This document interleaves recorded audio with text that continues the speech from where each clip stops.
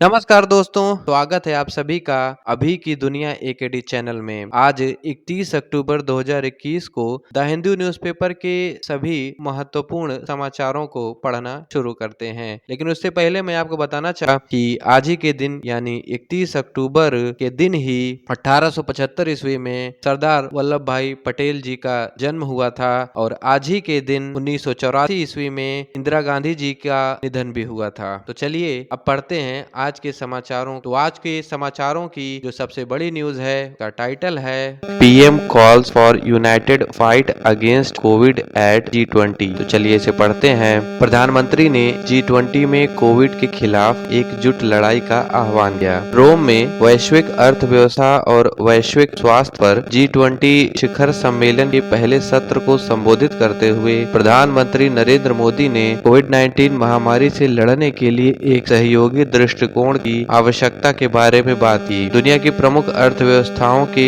नेताओं के शिखर सम्मेलन में श्री मोदी ने कोविड-19 महामारी के दौरान भारत के योगदान पर प्रकाश डाला, क्योंकि इसने 150 से अधिक देशों को चिकित्सा आपूर्ति सुनिश्चित लचीला वैश्विक आपूर्ति श्रृंखला की आवश्यकता पर प्रकाश डालते हुए श्री मोदी ने G20 देशों को आपूर्ति श्रृंखला विविधीकरण और महामारी से वैश्विक सुधार के लिए भारत में निवेश करने के लिए आमंत्रित किया। विदेश सचिव हर्षवर्धन श्रृंखला ने रोम में मीडिया को ब्रीफ करते हुए कहा कि प्रधानमंत्री ने लचीली वैश्विक आपूर्ति श्रृंखलाओं के लिए बात की और भारत के साहसिक आर्थिक सुधारों और भारत में व्यापार करने की लागत को कम करने का उल्लेख किया। उन्होंने कहा कि एक पृथ्वी एक स्वास्थ्य के हमारे दृष्टिकोण के बारे में बात हुई। श्री श्रृंगला ने इस बात पर जोर देते हुए कि भविष्य की महामारियों के खिलाफ लड़ाई के लिए व्यापक वैश्विक समाधान की आवश्यकता है। प्रधानमंत्री मोदी ने वैश्विक व्यापार को और अधिक पारदर्शी बनाने के लिए G20 के प्रयासों की सराहना की और वैश्विक न्यूनतम कॉर्पोरेट कर 15% की शुरुआत की, जो कर चोरी और मनी लॉन्ड्रिंग को रोकेगा। श्री श्रृंगला ने कहा कि भारत ने न केवल 1 अरब से अधिक लोगों को टीका लगाया है, बल्कि 5 अरब से अधिक वैक्सीन खुराक का उत्पादन करने में सक्षम होगा, जो विकासशील देशों में वैक्सीन असमानता को कम करेगा। तो इसी के साथ ये न्यूज समाप्त हो जाती है। अगली न्यूज का टाइटल है MNREGA funding to continue government. चलिए इसे पढ़ते हैं। मनरेगा की फंडिंग जारी रहेगी सरकार। ग्रामीण विकास मंत्रालय ने शनिवार को कहा कि केंद्र अपनी प्रमुख महात्मा गांधी राष्ट्रीय ग्रामीण रोजगार गारंटी योजना मनरेगा के उचित कार्यान्वयन के लिए धन जारी करने के लिए प्रतिबद्ध है। बयान के एक दिन बाद यह बयान आया कि इस योजना में देय भुगतान सहित 8,686 करोड़ रुपए की नकारात्मक शुद्ध शेष राशि का सामना करना पड़ रहा है। वित्त मंत्रालय ने एक बयान में कहा कि भारत सरकार, केंद्र सरकार और राज्य सरकारों के लिए लागू अधिनियम और दिशा निर्देशों के प्रावधानों के अनुसार योजना के उचित कार्यान्वयन के लिए मजदूरी और सामग्री भुगतान के लिए धन जारी करने के लिए प्रतिबद्ध है। जब भी अतिरिक्त निधि की आवश्यकता होती है, वित्त मंत्रालय से धन उपलब्ध कराने का अनुरोध किया जाता है। वित्त मंत्रालय ने प्रारंभिक बजट अनुमान के अलावा 50,000 करोड़ रुपए के अतिरिक्त धन आवंटित किया था। जैसा कि द हिंदू ने रिपोर्ट किया था, ऐसे अनुपूरक बजट आवंटन को केवल संसद के अगले सत्र द्वारा अनुमोदित किया जा सकता है, जो 1 महीने के समय में शुरू होने वाला है। मंत्रालय ने कहा कि मजदूरी और सामग्री के लिए फंड जारी करना एक सतत प्रक्रिया है। यह देखते हुए कि चालू वित्त वर्ष के लिए प्रारंभिक बजट आवंटन पिछले वर्ष के बजट अनुमान से 18% अधिक था। वर्तमान वित्त वर्ष के दौरान योजना के कार्यान्वयन के लिए अब तक 63,793 करोड़ रुपए से अधिक जारी किए गए। वर्तमान में 8,900 करोड़ रुपए का फंड उपलब्ध है, जो इस मौजूदा उपलब्धता के बराबर वेतन देयता को पूरा कर सकते हैं। इसी के साथ ये न्यूज समाप्त हो जाती। अगली न्यूज का टाइटल है by elections to 3LS29 assembly seat peaceful. तो चलिए इसे पढ़ते हैं। 3 लोकसभा 19 विधानसभा सीटों पर उपचुनाव शांतिपूर्ण। 13 राज्यों और 1 केंद्र शासित प्रदेश की 3 लोकसभा सीटों और 29 विधानसभा सीटों पर हुए उपचुनाव में शनिवार को 50% से 81% से अधिक मतदान हुआ। कांग्रेस की प्रतिभा सिंह दिवंगत वीरभद्र सिंह की पत्नी पूर्व पूर्व मुख्यमंत्री और इंडियन नेशनल लोक दल इनेलो के अभय चौटाला प्रमुख उम्मीदवारों में शामिल हैं। अधिकारियों ने कहा कि सभी राज्यों में मतदान शांतिपूर्ण रहा और कोविड-19 प्रोटोकॉल के तहत हुआ। हरियाणा के एलनाबाद में 81% मतदान हुआ। तो इसी के साथ ये न्यूज समाप्त हो जाती है। अगली टाइटल है Noida airport will be quick and easy to use. तो चलिए इसे पढ़ते हैं। नोएडा हवाई अड्डा उपयोग में त्वरित और आसान होगा। राष्ट्रीय राजधानी क्षेत्र के लिए दूसरा हवाई अड्डा नोएडा अंतर्राष्ट्रीय या जेवर हवाई अड्डा दिल्ली के भीड़ भाड़ वाले इंदिरा गांधी अंतर्राष्ट्रीय IGI हवाई अड्डे से त्वरित, सरल और आसान संचालन के माध्यम से खुद को अलग करने की कोशिश करेगा, जो विमान के लिए टर्न अराउंड समय को कम करता है। इसके CEO क्रिस्टोफ कहते हैं। स्विट्जरलैंड के ज्यूरिख एयरपोर्ट इंटरनेशनल ने नोएडा इंटरनेशनल एयरपोर्ट के निर्माण और संचालन के लिए 2019 में बोली जीती। इसका उद्देश्य 2022 की पहली तिमाही में हवाई अड्डे के लिए इंजीनियरिंग, खरीद और निर्माण अनुबंध प्रदान करना है, जब निर्माण कार्य पूरे जोरों पर शुरू हो सकता है। हवाई अड्डे के अक्टूबर 2024 से एक रनवे, एक टर्मिनल भवन और प्रतिवर्ष 1.2 करोड़ यात्रियों को संभालने की क्षमता के साथ परिचालन शुरू होने की उम्मीद है। हवाई अड्डे को 4 चरणों में विकसित किया जाएगा, जो उसे 2040 तक प्रतिवर्ष 7 करोड़ यात्रियों की क्षमता तक ले जाएगा। श्री टेलमैन ने द हिंदू को बताया कि हमने एक हवाई अड्डे को डिजाइन करने के लिए बहुत मेहनत है, जो कि एयरलाइनों के साथ साथ कार्गो और फ्रेट फॉरवर्डर जैसे अन्य हितधारकों के लिए त्वरित, सरल और उपयोग में आसान है। डिजाइन उच्च रोटेशन की अनुमति देगा, जो उनके विमान को हवा में अधिक समय बिताने की अनुमति देता है, या जो कम ईंधन जलने की अनुमति देता है, जिसके परिणाम स्वरूप ईंधन की लागत कम होती है। हवाई अड्डे का डिजाइन मिश्रित घुमाव भी सुनिश्चित करेगा, ताकि एक अंतर्राष्ट्रीय उड़ान खुद को बदलने के बिना दूसरे घरेलू गंतव्य के लिए प्रस्थान कर सके। यात्री टर्मिनल को भी घरेलू और अंतर्राष्ट्रीय यात्रियों के लिए आसान स्थानांतरण सुनिश्चित करने के लिए डिजाइन किया जाएगा। हवाई अड्डा भी अपने यात्रियों को एक अनूठा अनुभव प्रदान करने के लिए प्रौद्योगिकी के उपयोग के माध्यम से बाहर खड़ा होगा। नोएडा अंतर्राष्ट्रीय हवाई अड्डे की योजना IGI में भीड़ को कम करने के इरादे से बनाई गई है, जिसमें 2024 तक प्रतिवर्ष 11 करोड़ यात्रियों को देखने की उम्मीद है। हवाई अड्डे की संरचनात्मक क्षमता जिसके आगे इसका विस्तार नहीं किया जा सकता है। CEO ने कहा कि हम नोएडा अंतर्राष्ट्रीय हवाई अड्डे से भारत के सभी प्रमुख महानगरीय क्षेत्रों और निश्चित रूप से यूपी में बड़ी संख्या में माध्यमिक और क्षेत्रीय गंतव्यों की सेवा की उम्मीद करते हैं। तो इसी के साथ ये न्यूज समाप्त हो जाती है।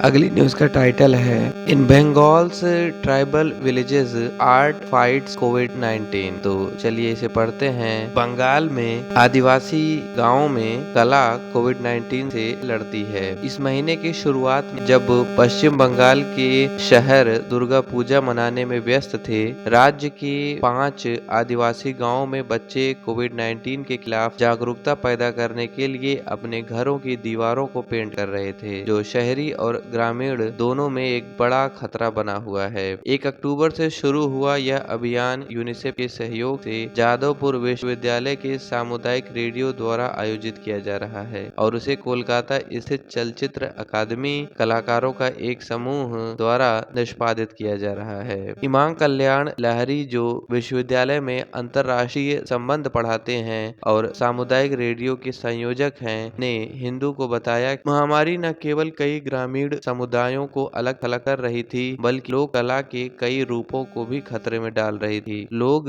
उन कलाओं को छोड़ने और अधिक आय वाले व्यवसायों को अपनाने के कगार पर थे। इसलिए हमने कोविड-19 के बारे में जागरूकता फैलाने और टीकाकरण को बढ़ावा देने के लिए इन्हीं लोगों और उनके कला रूपों का अध्ययन करने का फैसला किया। जिन गाँवों में यह अभियान चल रहा है, उनमें लाल बाजार, पुरांग छोल, गंगाधरपुर, टेबेटन और ख्वार तुली शामिल हैं। ये सभी झारखंड की सीमा से लगे झारग्राम जिले में स्थित हैं। चलचित्र अकादमी के संस्थापक सदस्य और इसे क्रियान्वित करने वाले कलाकार मृणाल मंडल ने कहा कि हम छऊ नृत्य, पाइक नृत्य और पटचित्र यानी गीतों की संगत में कलाकृतियां दिखाते हुए नृत्य का उपयोग लोगों को कोविड के खिलाफ सावधान करने और टीकाकरण के लिए प्रोत्साहित करने के लिए कर रहे हैं। 43 वर्षीय श्री मंडल ने कोलकाता के सरकारी कला कॉलेज से स्नातक किया है और 2018 से झारग्राम में रह रहे हैं। इसकी सुंदरता से मोहित हो गए हैं और लाल बाजार गाँव के निवासियों को कला सिखा रहे हैं। गाँव का परिवर्तन, इसके घरों की दीवारें जल्द ही कला से सजी हुई। जल्द ही इसे ख्वाब गाँव या ड्रीम विलेज का नाम दिया गया। शीर्षक लेखक आलोचक शिवाजी बंदोपाध्याय ने दिया था। श्री मंडल ने कहा कि मेरे लिए अब सभी 5 गाँव ख्वाब गाँव हैं। इस अवधारणा के लिए एक लोगो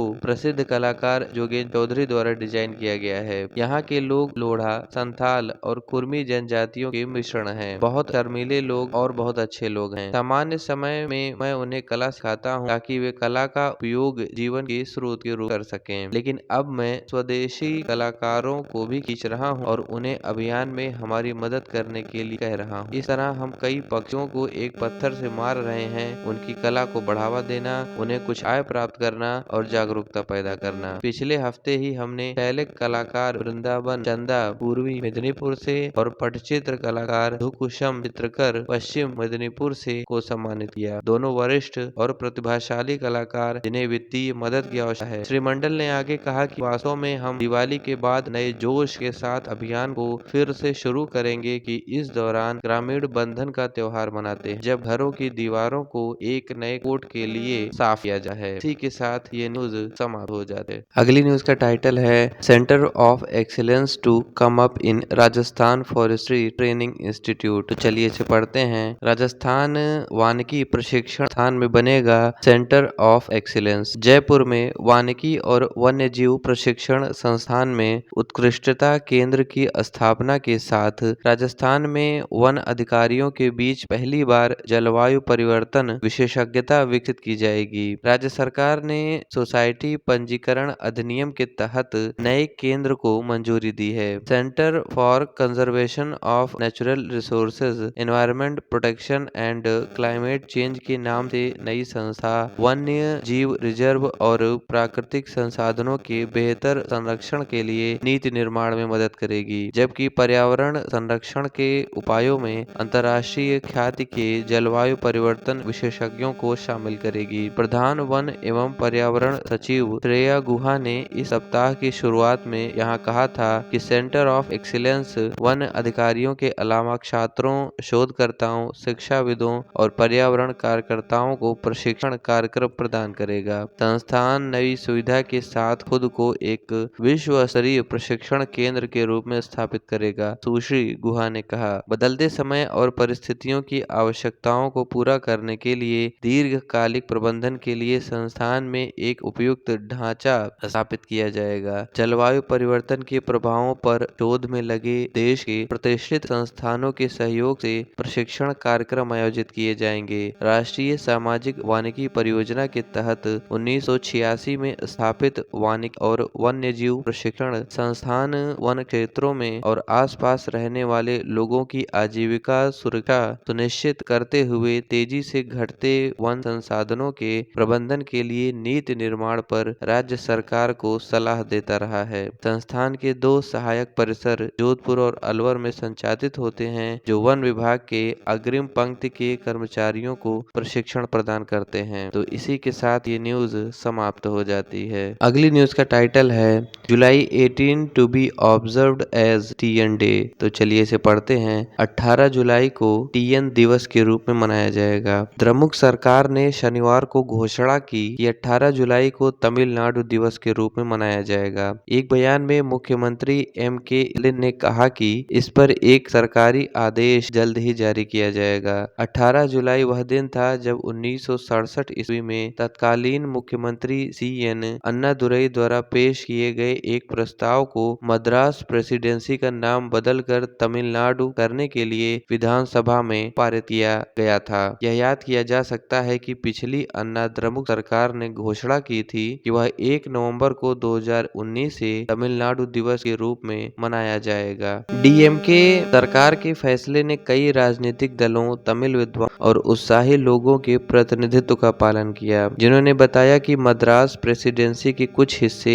1 नवंबर 1956 को आंध्र प्रदेश, कर्नाटक और केरल बन गए, इसलिए इसे तमिल के रूप रूप में देखना उचित नहीं होगा, इसलिए केवल नाडू दिवस के रूप में मनाया जाए। श्री स्टालिन ने कहा कि सीमा रक्षक जिन्होंने अपने पूरे जीवन काल में भाषाई राज्यों के गठन के समय तमिलनाडु की सीमा की सुरक्षा के लिए संघर्ष का सहारा लिया, उन्हें इस वर्ष 1 नवंबर को 1 लाख रुपए के नगद पुरस्कार से सम्मानित किया जाएगा। कुल 110 बॉर्डर सेवियर्स हैं और उन्हें मेडिकल भत्ता 500 रुपए के साथ साथ 5,500 रुपए की मासिक वित्तीय सहायता दी जा रही है। उनके निधन के बाद उनके कानूनी उत्तराधिकारियों को जीवन भर चिकित्सा भत्ता 500 रुपए के अलावा 3,000 रुपए की वित्तीय सहायता प्रदान की जाती है।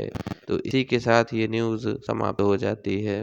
अगला टाइटल है farmers can now get diesel eight there doorstep. तो चलिए इसे पढ़ते हैं। किसान अब अपने दरवाजे पर डीजल प्राप्त कर सकते हैं। आंध्र प्रदेश के लगभग 100 गांवों के किसान 6,000 litre diesel mobile diesel dispenser bowser truck के लॉन्च के साथ अपने दरवाजे पर प्राप्त करने में सक्षम होंगे। नेल्ली मारला विधायक बंदुकोंडा अपल्ला नायडू ने बोसेर का उद्घाटन किया, जो कि शनिवार को आईनाडा जंक्शन पर एक आउटलेट के रूप में हुआ था। तो इसी के साथ ये न्यूज समाप्त हो जाती है। अगली न्यूज का टाइटल है pope Francis accepts India's invite. तो चलिए इसे पढ़ते हैं। पोप फ्रांसिस ने भारत का निमंत्रण स्वीकार किया। प्रधानमंत्री नरेंद्र मोदी ने पोप फ्रांसिस के साथ बैठक के बाद एक सोशल मीडिया पोस्ट में कहा कि पोप फ्रांसिस के साथ बहुत गर्मजोशी से मुलाकात की। मुझे उनके साथ कई मुद्दों पर चर्चा करने का अवसर मिला और उन्हें भारत आने के लिए आमंत्रित भी किया। प्रधानमंत्री मोदी आधे घंटे के लिए पोप से मिलने वाले थे, लेकिन एक जानकार सूत्र ने कहा कि बैठक 1 घंटे तक चली। सूत्र ने कहा कि पीएम मोदी और पोप ने हमारे ग्रह को बेहतर बनाने के उद्देश्य से जलवायु परिवर्तन से लड़ने और गरीबी को दूर करने जैसे कई मुद्दों पर चर्चा की। प्रधानमंत्री मोदी ने पोप को एक चांदी की मोमबत्ती स्टैंड भेंट किया और बाद में श्री मोदी को एक कांस्य पट्टिका भेंट की, जिस पर पुराने समय का एक नियम का शिलालेख था। बैठक के बाद वेटिकन की ओर से जारी एक बयान में कहा गया कि एक संक्षिप्त बातचीत के दौरान परम धर्मपीठ और भारत के बीच सौहार्दपूर्ण संबंधों पर चर्चा हुई। बयान में कहा गया कि पीएम मोदी ने cardinal secretary of state Pietro Parolin और archbishop Paul Richard Gallagher secretary for state with state से भी मुलाकात की। वेटिकन की यात्रा के दौरान श्री मोदी के साथ राष्ट्रीय सुरक्षा सलाहकार अजीत डोभाल, विदेश मंत्री एस जयशंकर और विदेश सचिव हर्षवर्धन श्रृंगला भी थे। बाद में मीडिया को जानकारी देते हुए श्री श्रृंगला ने कहा कि मोदी और फ्रांसिस के बीच बैठक 1 घंटे से अधिक चली। पोप फ्रांसिस जलवायु परिवर्तन पर कार्रवाई करने की आवश्यकता के बारे में बहुत चिंतित दिखे और अतीत में सीरिया और अफगानिस्तान में अस्थायी संघर्षों के खिलाफ बोलते रहे। उन्होंने देशों से अफगानिस्तान से शरणार्थियों को लेने का आह्वान किया और नस्लवाद और अन्य प्रकार के घृणा अपराधों के खिलाफ बात की। पोप फ्रांसिस ने देशों से जलवायु परिवर्तन के मुद्दे से निपटने के लिए तत्काल कार्रवाई करने का आह्वान किया। उन्होंने कहा कि जलवायु परिवर्तन का सामना हमारी दुनिया के लिए साझा जिम्मेदारी की एक भावना और न्याय आधारित एक प्रभावी एकजुटता, हमारे सामान्य भाग की भावना और भगवान की योजना में हमारे मानव परिवार की एकता की मान्यता के साथ किया जा सकता है। प्रधानमंत्री मोदी रोम में शिखर सम्मेलन के मौके पर पोप से मिलने वाले G20 नेताओं में से एक बन गए। अमेरिकी राष्ट्रपति जो बिडेन ने शुक्रवार को पोंटिफ से मुलाकात की। भारत की आखिरी पोप यात्रा 1999 में हुई थी, जब पोप जॉन पॉल द्वितीय की यहाँ मेजबानी की गई थी। पोप फ्रांसिस ने 2015 में श्रीलंका का दौरा किया था और 2017 में उनकी मेजबानी म्यांमार और बांग्लादेश ने की, लेकिन दोनों ही मौकों पर भारत उनकी यात्रा योजनाओं का हिस्सा नहीं था।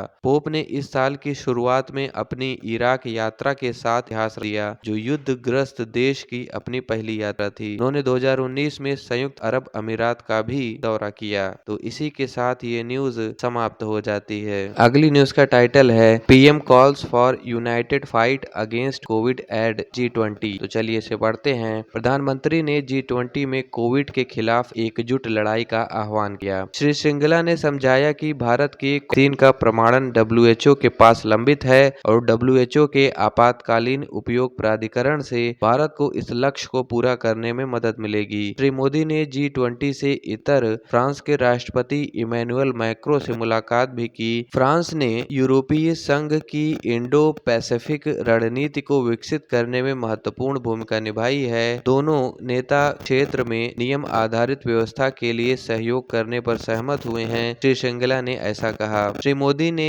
सिंगापुर के प्रधानमंत्री ली सीन लुंग से भी मुलाकात की और चर्चा में भारत सिंगापुर सहयोग शामिल था, जो अप्रैल मई में कोविड-19 की दूसरी लहर के दौरान दिखाई दे रहा था। तो इसी के साथ ये न्यूज समाप्त हो जाती है। आगे बढ़ने से पहले मैं ये कहना चाहूंगा कि अगर अभी तक आपने चैनल को सब्सक्राइब नहीं किया है तो अभी के अभी सब्सक्राइब कर लें। साथ ही साथ हमारे टेलीग्राम चैनल को ज्वाइन करने का लिंक नीचे कमेंट और डिस्क्रिप्शन दोनों ही सेक्शंस में दिया गया है, तो आप वहां पे जा करके हमारे टेलीग्राम चैनल को ज्वाइन कर सकते हैं। तो चलिए बढ़ते हैं अगले न्यूज की ओर। अगले न्यूज का टाइटल है US trade representative to visit India on November 22। तो चलिए इसे पढ़ते हैं। अमेरिकी व्यापार प्रतिनिधि 22 नवंबर को भारत के दौरे पर। अमेरिकी व्यापार प्रतिनिधि USTR कैथरीन ताई अगले महीने भारत और अन्य एशियाई देशों की यात्रा करेंगी, जो देश की मुख्य व्यापार वार्ताकार के रूप में इस क्षेत्र की अपनी पहली यात्रा है।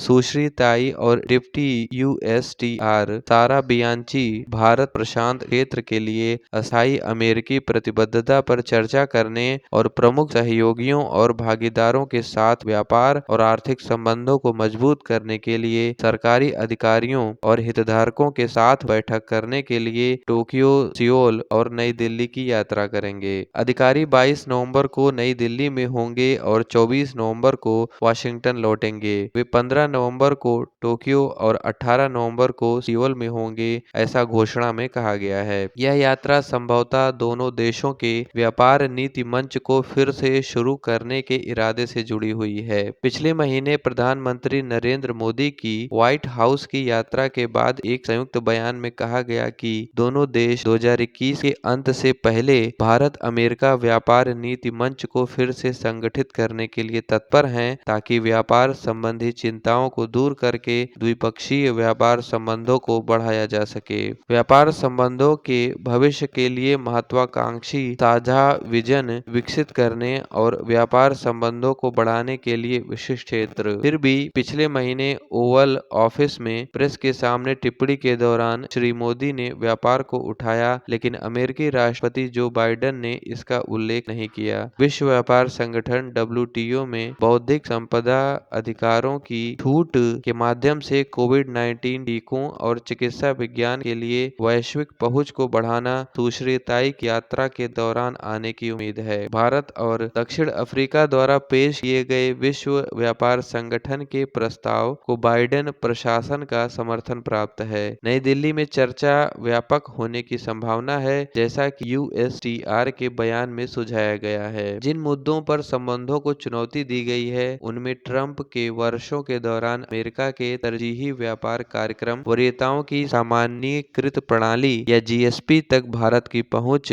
दोनों देशों के लिए कृषि बाजार पहुंच, डिजिटल की दिशा में अमेरिका की चिंताएं शामिल हैं। भारत में व्यापार नीति जैसे GSP कार्यक्रम सभी देशों के लिए पिछले साल 31 दिसंबर को समाप्त हो गए थे और अमेरिकी कांग्रेस द्वारा इसका नवीनीकरण नहीं किया गया है। भारत को कार्यक्रम में फिर से शामिल करने के लिए कांग्रेस को पहले फिर से इसे अधिकृत करने की आवश्यकता होगी। सामान्य तौर पर ट्रंप प्रशासन के दौरान गतिविधि की तुलना में भारत के साथ व्यापार वार्ता के आसपास वाशिंगटन में गतिविधि बिडेन प्रशासन की अपेक्षाकृत संयमित रही है। तो इसी के साथ ये न्यूज समाप्त हो जाती है। अगली न्यूज का टाइटल है abortion rules to aid minors. तो चलिए इसे पढ़ते हैं। नाबालिगों की सहायता के लिए गर्भपात नियम। केंद्र सरकार द्वारा अधिसूचित नए गर्भपात नियम हाल ही में नाबालिगों को एक कमजोर श्रेणी के रूप में मान्यता देते हैं। हैं और सेवाओं को उनके लिए अधिक सुलभ बनाने की कोशिश करते हैं। लेकिन सामाजिक कलंक और पॉक्सो अधिनियम 2012 या बाल यौन शोषण के खिलाफ कानून के साथ संघर्ष बाधा उत्पन्न करता है। Medical termination of pregnancy amendment rules 2021 कमजोर महिलाओं की नई श्रेणियों को परिभाषित करता है, जिन्हें कुछ शर्तों को पूरा करने और 2 डॉक्टरों की अनुमति से 24 सप्ताह तक टर्मिनेशन की अनुमति है। इनमें नाबालिग यौन हमले से बचे और भ्रूण की विकृत वाले लोग शामिल हैं। अन्य कुछ मानदंडों को पूरा करने पर एक डॉक्टर की अनुमति के साथ 20 सप्ताह तक गर्भपात की मांग कर सकते हैं। पहले आपको 12 सप्ताह तक एक डॉक्टर की अनुमति की आवश्यकता होती थी और 2 डॉक्टरों को 12 से 20 सप्ताह के लिए। संशोधित कानून में यह तय करने के लिए राज्य स्तरीय मेडिकल बोर्ड गठित करने का प्रावधान है कि 24 सप्ताह के बाद गर्भावस्था को समाप्त किया जा सकता है या नहीं। इपास के मुख्य कार्यकारी अधिकारी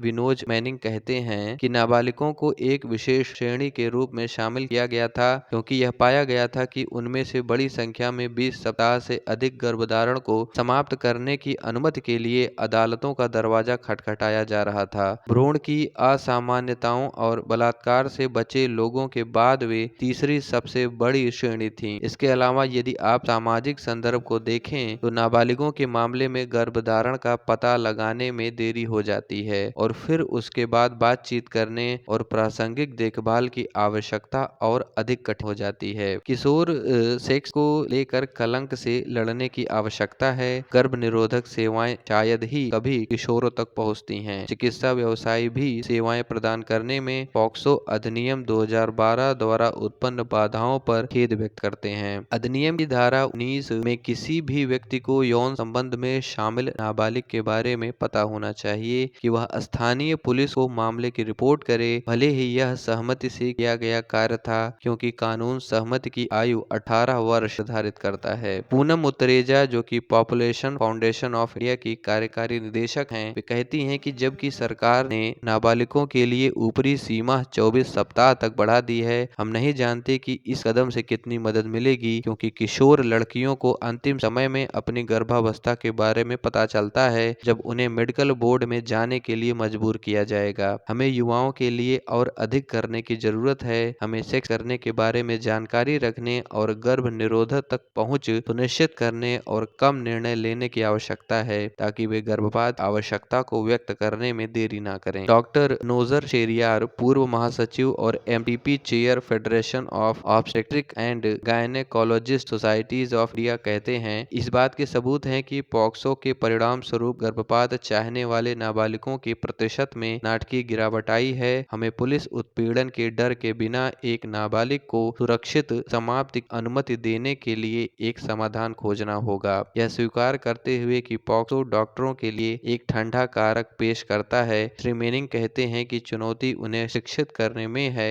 कि अनिवार्य रिपोर्टिंग के परिणाम स्वरूप सेवा से इनकार नहीं किया जाना चाहिए। इसी के साथ ये न्यूज समाप्त हो जाए। अगली न्यूज का टाइटल है 12,000 crore rupees to upgrade stations boost amenities. तो चलिए इसे पढ़ते हैं। स्टेशनों को अपग्रेड करने, सुविधाओं को बढ़ावा देने के लिए 12,000 करोड़ रुपए। यात्री सुविधाओं को बढ़ावा देने की एक बड़ी योजना में भारतीय रेलवे ने देश के प्रमुख रेलवे स्टेशनों को अपग्रेड करने के लिए 12,000 करोड़ रुपए खर्च करने की योजना बनाई है। पहले चरण में पहचाने गए 21 स्टेशनों में से 6 को दक्षिणी रेलवे से चुना गया है, जिसमें तमिलनाडु, केरल, पुडुचेरी राज्य शामिल हैं। रेलवे स्टेशनों के चल रहे आधुनिकीकरण कार्यों की समीक्षा के बाद यात्री सुविधाओं के शीर्ष के तहत 12,000 करोड़ की लागत से भारतीय रेलवे पर रेलवे स्टेशनों के प्रमुख उन्नयन की शुरुआत के प्रस्ताव को वर्ष के अनुपूरक बजट में शामिल करने के लिए संसाधित किया जाएगा। रेल भूमि विकास प्राधिकरण RLDA ने स्टेशनों के मास्टर प्लान विकसित किए थे, जिन्हें प्रमुख उन्नयन योजना में शामिल किया गया, जबकि अनुपूरक बजट 2021-22 के अम्ब्रेला वर्क के तहत योजना अधिसूचित होने के तुरंत बाद कार्य के दायरे पर एक विस्तृत नोट सूचित किया जाएगा। 8 क्षेत्रीय रेलवे के महाप्रबंधकों को प्रारंभिक कार्य नामांकन शुरू करने और निविदाएं आमंत्रित करने के लिए मसौदा तैयार करने के लिए कहा गया था। दक्षिण रेलवे के तहत तमिलनाडु के मदुरई, रामेश्वरम और कन्याकुमारी, केरल में एर्नाकुलम और कोल्लम, पहले चरण में इस योजना के लिए पुडुचेरी पुडुचेरी स्टेशनों की पहचान की गई है। अन्य प्रमुख स्टेशन तिरुपति और नेल्लौर, दक्षिण मध्य रेलवे, पश्चिम रेलवे में सूरत, उत्तर पश्चिम रेलवे में गांधीनगर, जयपुर और उदयपुर हैं। उत्तर मध्य रेलवे में प्रयागराज और कानपुर, उत्तर रेलवे में गाजियाबाद और लखनऊ। रेलवे के पास 99,235 किलोमीटर के रनिंग ट्रैक के साथ कुल 7,325 रेलवे स्टेशन हैं। इनमें से दर्जनों स्टेशनों का हाल के वर्षों में world class station, multi functional complex, आदर्श स्टेशन और टच एंड फील्ड योजना जैसी योजनाओं के तहत आधुनिक सुविधाओं के साथ विकसित किया गया था। इसी के साथ ये न्यूज समाप्त हो जाती है। अगली न्यूज का टाइटल है app to give no fishing zone alert. तो चलिए इसे पढ़ते हैं। नो फिशिंग जोन अलर्ट के लिए ऐप लुप्त प्राय ओलिव रिडले समुद्री कछुओं के बड़े पैमाने पर घोंसले कार के मौसम के साथ ओडिशा सरकार, MS Swaminathan research foundation MSSRF के सहयोग से मछुआरों को खाड़ी में नो फिशिंग जोन के लिए सतर्क करने के लिए एक अनुकूलित मोबाइल एप्लीकेशन लेकर आई है। मछुआरे और नाव चालक दल के सदस्य GPS स्थानों और क्षेत्रों की सीमाओं को जानने के लिए offline fisher friend mobile application मुफ्त में डाउनलोड कर सकते हैं। सरकार के अनुसार ऐप को सेलुलर नेटवर्क कवरेज की आवश्यकता नहीं होगी और यह बाहरी समुद्र में ऑफलाइन मोड में काम करेगा। ओडिशा तट पर स्थित गहीर माथा समुद्री अभयारण्य को नो फिशिंग जोन घोषित किया गया है। हर साल कछुआ, धमरा, देवी और ऋषिकुल्या नदी के मुहाने के पास और बड़े पैमाने पर घोंसले के शिकार के लिए अभयारण्य के पास एकत्र होते हैं। ऐप में मछली पकड़ने वाली नौकाओं को मौसम संभावित मछली पकड़ने के क्षेत्रों, महासागर राज्य पूर्वानुमान, आपदा अलर्ट और भारतीय राष्ट्रीय महासागर सूचना प्रणाली केंद्र द्वारा प्रदान की गई अन्य जानकारी के बारे में वास्तविक समय की जानकारी प्रदान करने के लिए अतिरिक्त सुविधाएं भी हैं, जो सुरक्षा को और मजबूत करेंगी और मछुआरों की सुरक्षा भी करेंगी, ऐसा सरकार ने कहा है। ऐप से 22,000 से अधिक मछली पकड़ने वाली नौकाओं को लाभ होगा, जिनमें ट्रॉलर, मोटर चालित और गैर मोटर चालित जहाज शामिल हैं। तो यहाँ पर ये ध्यान देने वाली बात है कि ओडिशा सरकार ने MS स्वामीनाथन रिसर्च फाउंडेशन यानी MSSRF के सहयोग से मछुआरों को नो फिशिंग जोन के लिए एक अनुकूलित मोबाइल एप्लीकेशन जिसका नाम है offline fisher friend mobile application FFMA लेकर के आई है, जिसे मुफ्त में डाउनलोड किया जा सकता है और साथ ही साथ इस ऐप को सेलुलर नेटवर्क कवरेज की आवश्यकता नहीं होगी और यह बाहरी समुद्र में ऑफलाइन मोड में भी काम करेगा। और इसके साथ ही साथ ओडिशा के तट पर स्थित गहीर माथा समुद्री अभयारण्य को नो फिश जोन भी घोषित किया गया है। इसी के साथ ये न्यूज समाप्त हो जाती है। अगली न्यूज का टाइटल है 4 gulf countries withdraw diplomat from Lebanon. तो चलिए इसे पढ़ते हैं। 4 खाड़ी देशों ने लेबनान से राजनयिकों को वापस लिया। यमन में रियाद के नेतृत्व वाले सैन्य हस्तक्षेप की लेबनानी मंत्री की आलोचना पर सऊदी अरब के इसी तरह के कदम के बाद संयुक्त अरब अमीरात ने शनिवार को कहा कि वह लेबनान से अपने राजनयिकों को वापस ले रहा है। राजनयिक पंक्ति जिसने रियाद को लेबनान से आयात को निलंबित कर दिया है और कुवैत और बहरीन दोनों ने लेबनानी दूतों को निष्कासित कर दिया है। पहले से ही गंभीर राजनीतिक और आर्थिक संकटों की चपेट में एक देश के लिए एक और झटका है। लेबनान अपनी अर्थव्यवस्था को बचाने के लिए खाड़ी से वित्तीय सहायता पर भरोसा कर रहा था। विदेश मंत्रालय ने एक बयान में कहा कि UAE ने सऊदी अरब के प्रति कुछ लेबनानी अधिकारियों के अस्वीकार्य दृष्टिकोण के आलोक में सऊदी अरब के साथ एकजुटता में लेबनान से अपने राजनयिकों को वापस लेने की घोषणा की है। इसने अपने नागरिकों को लेबनान की यात्रा करने से रोकने का भी फैसला किया है, यह भी जोड़ा। यह सऊदी और बहरीन के कदमों के एक दिन बाद आया और कुवैत द्वारा लेबनान के दूत को 48 घंटों में छोड़ने के लिए कहने और बेरूत से अपने राजदूत को वापस बुलाने के कुछ घंटों बाद आया। विवाद इस सप्ताह के एक साक्षात्कार के प्रसारण द्वारा छिड़ गया था, जिसमें लेबनान के सूचना मंत्री जॉर्ज कोरडाही ने यमन में सऊदी के नेतृत्व वाले सैन्य हस्तक्षेप की आलोचना की। अपनी टिप्पणी में अगस्त में दर्ज की गई लेकिन सोमवार को प्रसारित हुई, कोरहाडी ने अरब प्रायद्वीप के गरीब देश में 7 साल के युद्ध को व्यर्थ कहा और कहा कि इस समाप्त होने का समय था। श्री कोरहाडी ने कहा कि यमन के हौथी विद्रोह खुद का बचाव कर रहे थे एक बाहरी आक्रमण के खिलाफ। यह कहते हुए सऊदी के नेतृत्व वाले गठबंधन द्वारा घरों, गांव, अंत्येष्टि और शादियों पर बमबारी की जा रही थी। हौथीस को सऊदी अरब के क्षेत्रीय प्रतिद्वंदी ईरान का समर्थन प्राप्त है, जो शक्तिशाली शिया आंदोलन हिजबुल्लाह के मजबूत समर्थन के कारण लेबनान में भी महत्वपूर्ण महत्वपूर्ण प्रभाव रखता है। श्री कोरहाडी की टिप्पणियों में सऊदी अरब के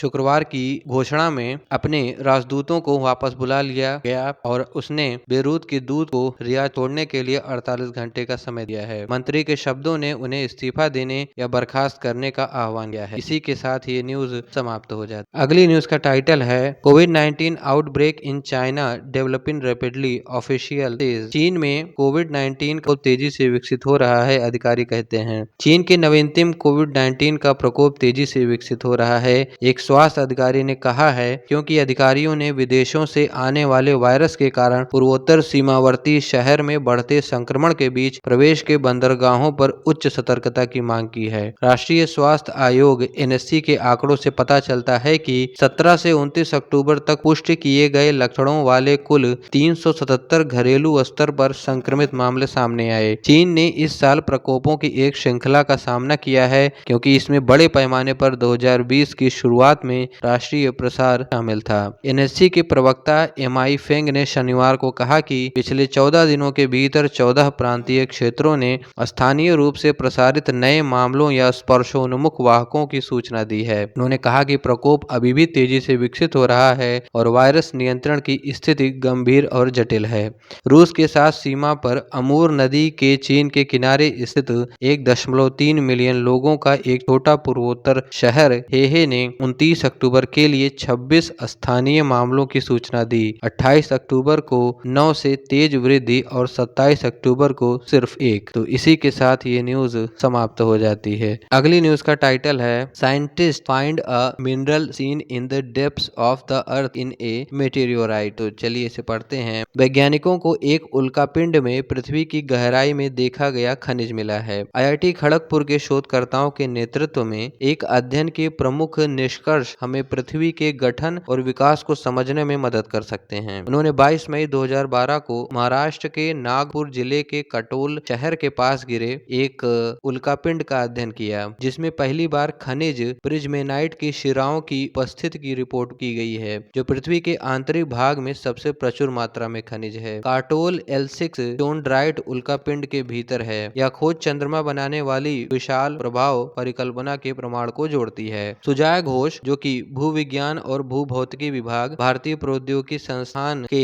अध्यक्ष हैं, जिन्होंने proceedings of the national academy of science US में प्रकाशित न्यूज़पेपर के लेखक के रूप में भी काम किया है, उनके अनुसार ब्रिजमैनाइट पृथ्वी के आंतरिक भाग का सबसे अधिक मात्रा में प्रचुर मात्रा में खनिज है। यह निचले मेंटल 660 से 2700 किलोमीटर तक मौजूद है और ग्रह के अंदरूनी हिस्सों की उत्पत्ति और विकास को बेहतर ढंग से समझने के लिए इसके गठन तंत्र को समझना महत्वपूर्ण है। चंद्रमा बनाने वाली विशाल प्रभाव परिकल्पना यह है कि बहुत पहले, लगभग 4.5 अरब साल पहले, पृथ्वी एक ग्रह से टकराई थी, जिसका नाम थिला नामक मंगल ग्रह के आकार का, और इस प्रभाव का बल इतना बड़ा था कि पृथ्वी को सतह से नीचे तक पिघला देता था। 750 किलोमीटर से 1100 किलोमीटर की गहराई तक। परिकल्पना यह है कि इसने पृथ्वी को एक मैग्मा महासागर में नहाया और टक्कर से इजेक्टा ने चंद्रमा का निर्माण किया। यह चंद्रमा के निर्माण पर सबसे पसंदीदा परिकल्पना है और खड़गपुर टीम द्वारा वर्तमान खोज इसे समर्थन भी देती है। भारतीय प्रौद्योगिकी संस्थान खड़गपुर के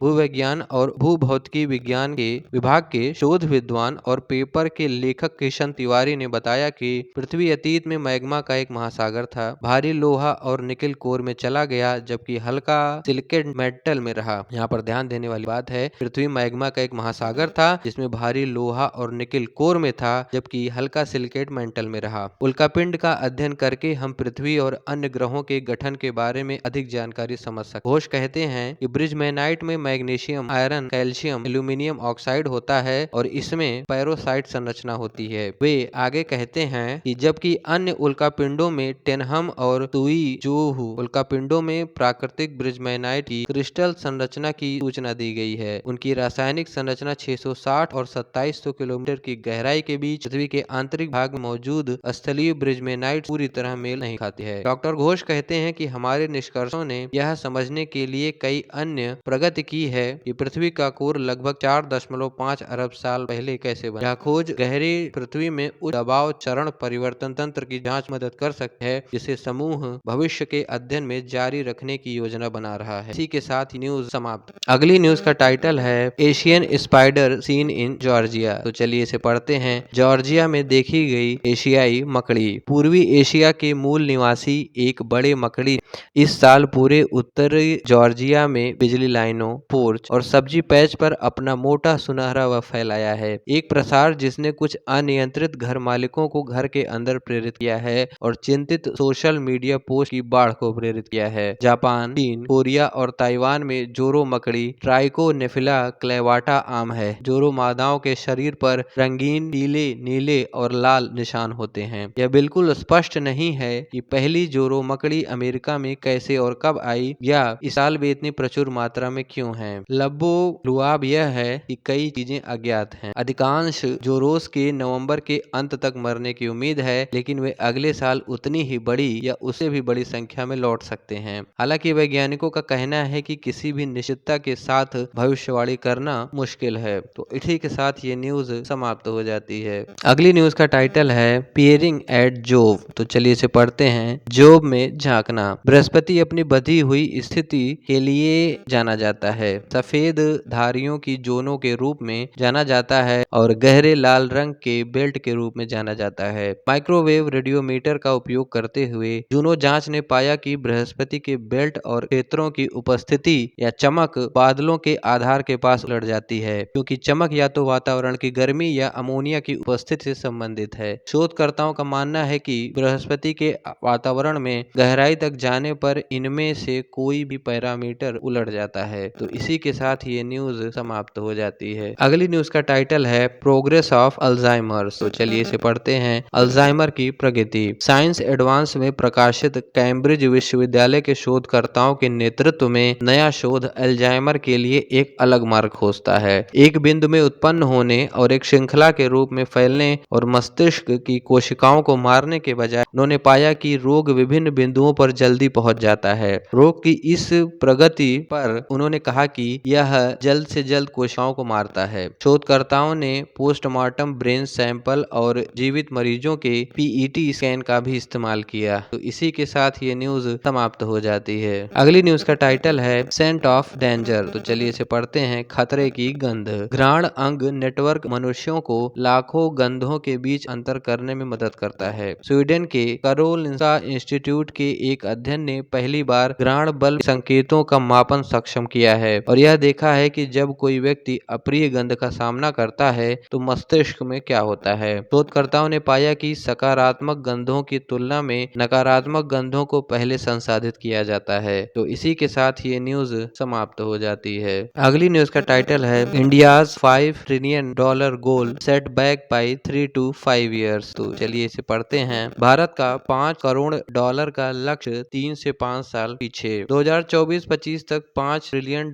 की अर्थव्यवस्था बनने का भारत का लक्ष्य आशावादी या हमेशा व्यापार परिदृश्य में लगभग 3 से 4 साल पीछे होने की संभावना है और सबसे खराब स्थिति में 2030 से 30 तक इंतजार करना पड़ सकता है। ये EY इंडिया के अनुमान के अनुसार मामले का परिणाम है। अंतर्राष्ट्रीय मुद्रा कोष IMF के नवीनतम अनुमानों के अनुसार भारत आर्थिक विस्तार की वार्षिक गति के मामले में चीन से आगे निकलने और 2021-22 से शुरू होने वाले अगले 5 वर्षों के लिए वैश्विक विकास नेता बनने की ओर अग्रसर है। EY इंडिया की मैक्रो फिक्सल यूनिट टैक्स और आर्थिक नीति समूह ने अपने अनुमानों पर पहुंचने के लिए IMF अनुमानों का इस्तेमाल किया। IMF ने इस वित्त वर्ष में भारत के लिए 9.5% सकल घरेलू उत्पाद की वृद्धि का अनुमान लगाया है। के बाद अगले वर्ष 8.5% की वृद्धि हुई है और मुख्य नीति सलाहकार DK श्रीवास्तव के नेतृत्व में परामर्श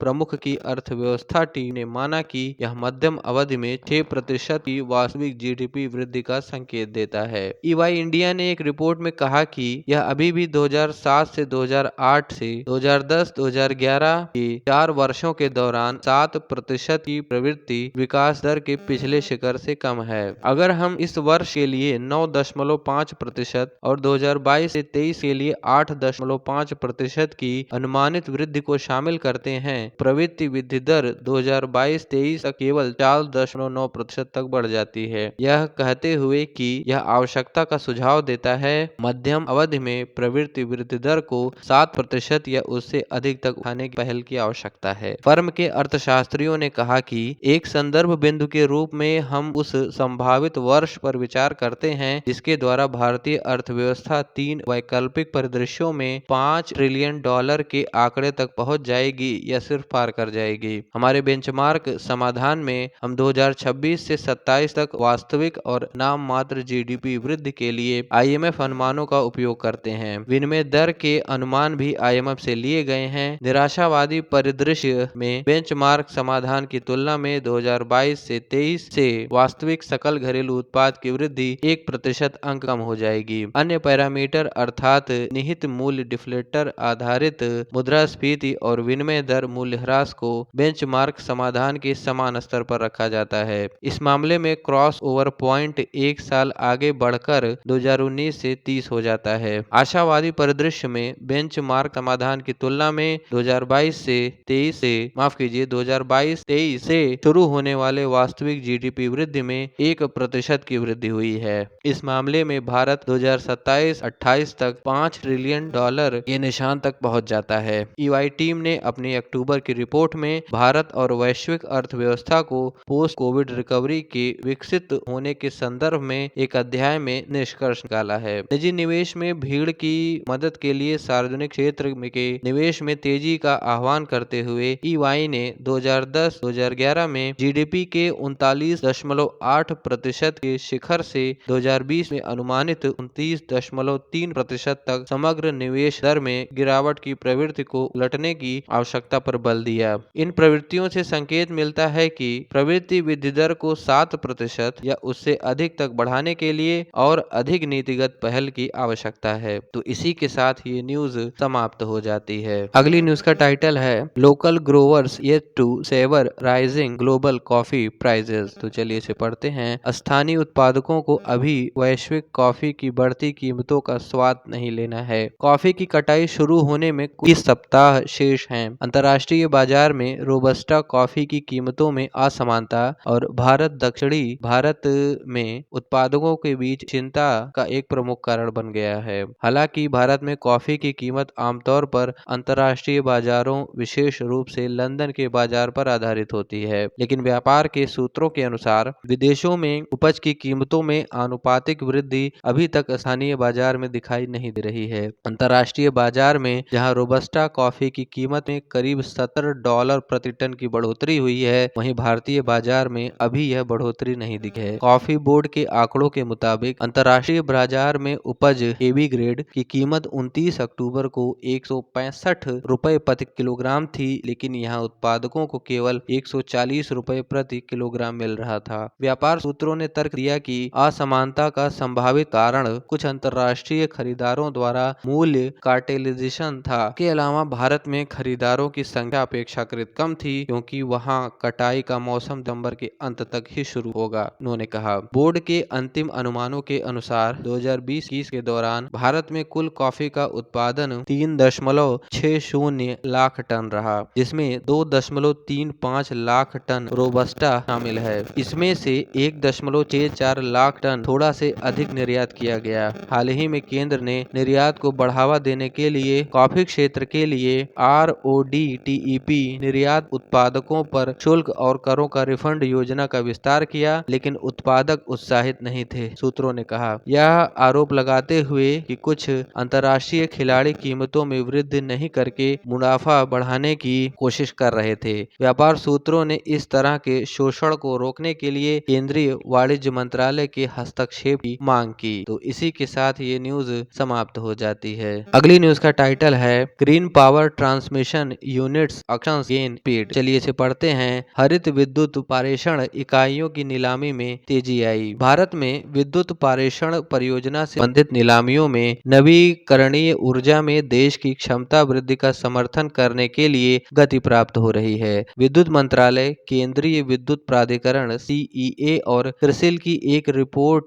के आंकड़ों के अनुसार अंतर्राज्यीय पारेषण बोली में लगभग 10,000 करोड़ रुपए की पारेषण परियोजनाएं नीलामी प्रक्रिया के विभिन्न चरणों में हैं। इसमें से 80% ग्रीन एनर्जी कॉरिडोर GEC का हिस्सा हैं। ये समर्पित अंतर्राज्यीय पारेषण प्रणाली ISTS परियोजनाएं हैं, जिन्हें देश में ऐसी ऊर्जा से समृद्ध क्षेत्रों से बड़े पैमाने पर नवीकरणीय ऊर्जा निकालने के लिए विद्युत मंत्रालय द्वारा स्वीकृत किया जाता है। इन महत्वपूर्ण जीईसी परियोजनाओं के लिए 8,540 करोड़ कुल 10,598 करोड़ रुपए का 80% है। इसे अनुमानित परियोजना बोलियों को विभाजित किया गया है, जिन्हें विशेष रूप से 2030 तक 450 GW के भारत के नवीकरणीय ऊर्जा लक्ष्य को पूरा करने के लिए डिजाइन किया गया है। कुल 8,540 करोड़ में से कोप्पल कर्नाटक से अक्षय ऊर्जा निकासी के लिए 686 करोड़ रुपए की जीईसी बोली पहले ही दी जा चुकी है, जबकि अगले महीने के भीतर 2,800 करोड़ की बोलियां लगाई जाएंगी। तो इसी के साथ ये न्यूज समाप्त हो जाती है। अगली न्यूज का टाइटल है Indian bank reports fraud worth ₹266 crore. तो चलिए इसे पढ़ते हैं। इंडियन बैंक ने 266 करोड़ रुपए की धोखाधड़ी की रिपोर्ट की। इंडियन बैंक ने शनिवार को कहा कि उसने रिजर्व बैंक को 3 एनपीए खातों से संबंधित 266 करोड़ रुपए से अधिक की धोखाधड़ी की सूचना दी थी। इन गैर बाधित खातों को धोखाधड़ी के रूप में घोषित किया गया है और नियामक आवश्यकता के अनुसार आरबीआई को सूचित किया गया है। ऋणदाता ने एक नियामक फाइलिंग में ऐसा कहा। इसने MP border checkpost development company limited को 166.89 करोड़ रुपए के बकाया के साथ धोखाधड़ी घोषित किया है। पुणे शोलापुर सड़क विकास 72.76 करोड़ रुपए और सोनैक 27.08 करोड़ रुपए। इंडियन बैंक ने कहा कि उसने सोनैक के खिलाफ 12.58 करोड़ रुपए के प्रावधान रखे हैं, जबकि अन्य दो खातों के मामले में धारित प्रावधान क्रमशः संपूर्ण एक्सपोजर के बराबर हैं। तो इसी के साथ ये न्यूज समाप्त हो जाती है और यहीं पर 31 अक्टूबर 2021 के द हिंदू न्यूज़पेपर की सभी महत्वपूर्ण समाचारों की समाप्ति हो जाती है। इस वीडियो को अधिक से अधिक लाइक और कमेंट करते हुए शेयर कीजिएगा। साथ ही साथ हमारे चैनल को सब्सक्राइब करते हुए बेल नोटिफिकेशन को भी ऑन कर दीजिए और हमारे टेलीग्राम चैनल को ज्वाइन करने का लिंक नीचे कमेंट और डिस्क्रिप्शन दोनों ही सेक्शन दिया गया है, तो आप वहां पे जा करके हमारे टेलीग्राम चैनल को ज्वाइन कर सकते हैं। मिलेंगे आपसे अगले वीडियो में, तब तक के लिए धन्यवाद और नमस्कार।